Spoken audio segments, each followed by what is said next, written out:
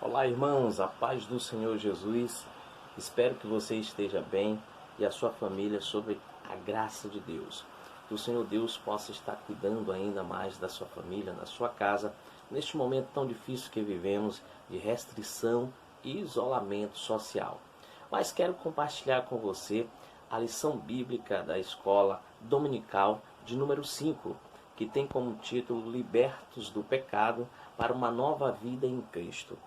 Aqui nós temos duas expressões maravilhosas que nos vai dar aí a ideia de que fomos resgatados, né? A palavra libertos, né? Fomos resgatados, libertos de uma prisão. Mas que prisão é essa? Do pecado, que ofendia a Deus, para sermos que uma nova criatura. Esta expressão, nova criatura, criatura quer dizer que somos nova pessoa em Cristo Jesus. Temos uma vida nova, não mais aquela que tínhamos no passado. Muito bem, e aqui nós temos o objetivo desta lição, que é revelar que a graça salvadora de Cristo Jesus nos garante a vida eterna.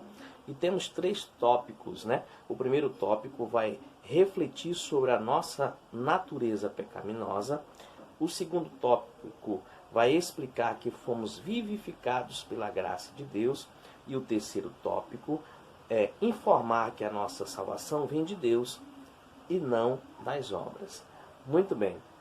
Então, para iniciarmos aqui, né, a introdução da lição vai apresentar, né, a epístola do apóstolo São Paulo aos Efésios, capítulo 2, e versículo de 1 a 10, que vai falar sobre a vivificação dos mortos em ofensas de pecados. E aqui na nossa introdução, a presente seção da Epístola aos Efésios apresenta relevantes aspectos doutrinários da salvação. Nela, o apóstolo descreve a libertação dos pecados como um favor imerecido, dado por Deus aos salvos, a fim de que eles desfrutassem de uma nova vida em Cristo. No tópico 1, a antiga natureza morta em ofensas de pecados vai nos trazer a ideia de uma nova condição de vida, ou seja, aquela anterior que ficou para trás, agora nós fomos vivificados em Cristo. Ele vai dizer assim: e vos vivificou, estando vós mortos em ofensas de pecados. Diz o primeiro versículo, a palavra ofensa vem do grego paraptoma, que tem o sentido de passo em falso, de forma deliberada. Ou seja, o termo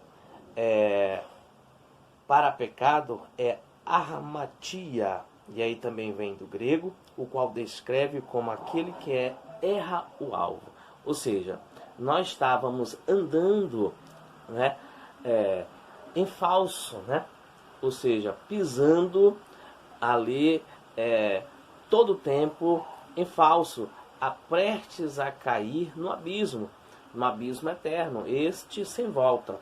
Mas Deus foi maravilhoso e aí nos vivificou, nós estamos mortos em ofensas de pecados.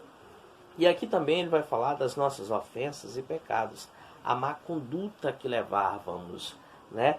No outro tempo, nós estávamos andando segundo o curso deste mundo, segundo a natureza do pecado, né? E aí, andar-te segundo o curso deste mundo, os costumes eram praticados conforme o sistema mundano da época, tais como a imoralidade, né? O furto, a mentira, e aí vem outros, né? Que é o homicídio, e aí vem o adultério, e vários pecados que a Bíblia vai revelar, né? E aí, andar-te segundo o príncipe da potestade do ar, ou seja, o próprio Satanás, aquele que quer ver o homem perdido, aquele que quer ver o homem na sarjeta, quer ver o homem pecando ainda, né? Mas aqui no tópico 2, nós temos aqui um subtítulo que é Vivificados pela graça, por ato de bondade e misericórdia. Estando nós ainda mortos em pecados, Deus imensamente nos amou e por isso nos vivificou por meio da sua graça.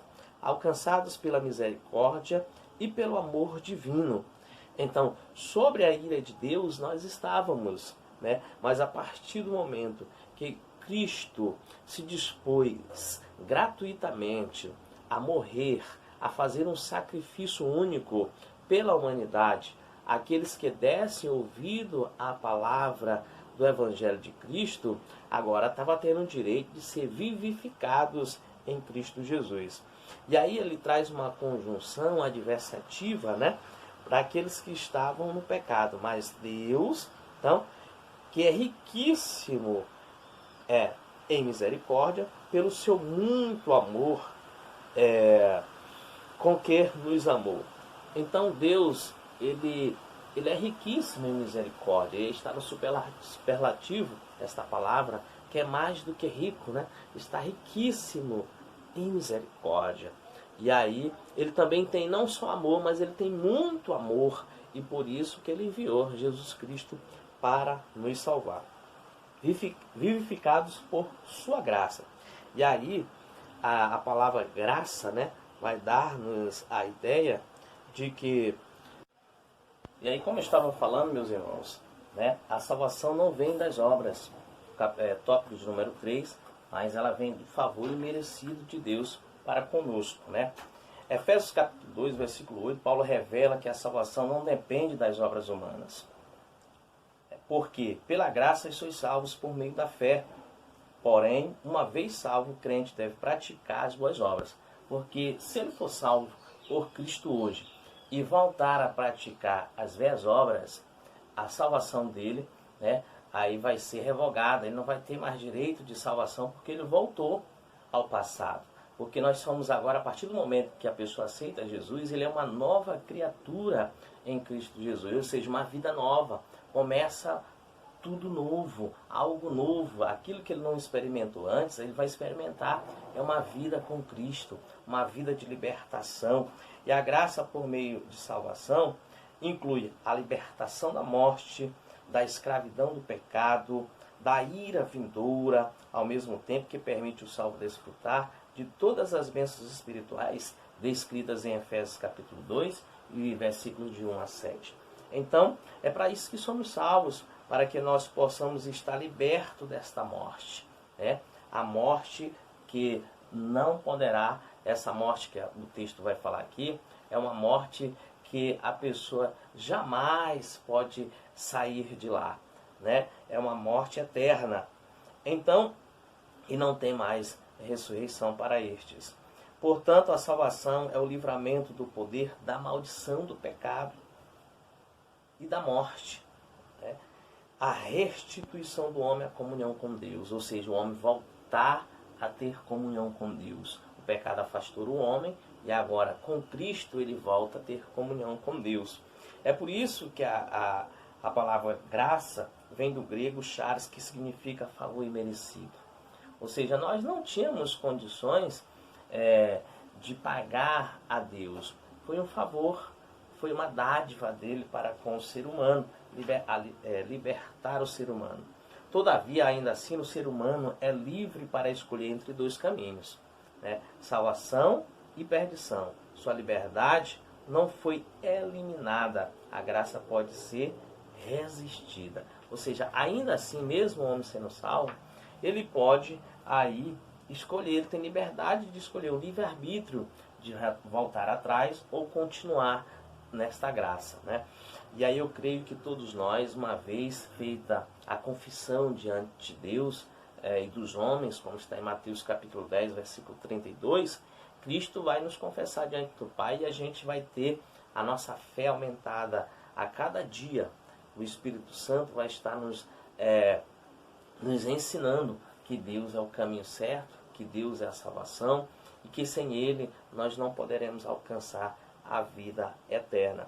As obras como evidência da salvação, né? Trata-se da salvação pela graça que provém de Deus. Segundo a confirmação que a salvação nos traz, essa salvação não vem das obras, mas vem pelo favor imerecido, pelo sacrifício de Cristo ali na cruz do Calvário.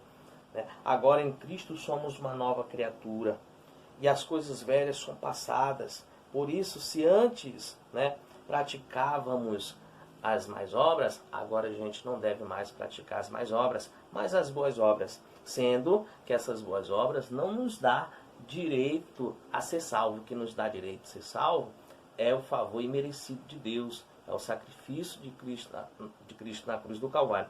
Mas também não podemos ser salvos praticando as velhas obras, né?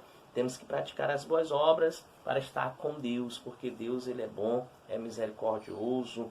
E aí, nenhuma medida de esforço próprio ou devoção. Sim, meus irmãos, para concluir esta lição, vai dizer que nenhum esforço humano próprio ou de devoção religiosa pode realizar o que está descrito acima. Ou seja, nada que fazemos por obras pode nos garantir a salvação e nos dar direito de salvação. Somente Jesus Cristo. Antes da regeneração, éramos filhos da ira, da condenação à perdição eterna. Portanto, o amor divino, por amor da sua maravilhosa graça, nos tornamos filhos por adoção. Então teremos um novo nome em Cristo, faremos parte da família de Deus, e aí também habitaremos com Ele e seremos co-herdeiros de Cristo, teremos os mesmos direitos, né, da herança de Cristo. Isso que é favor imerecido, né?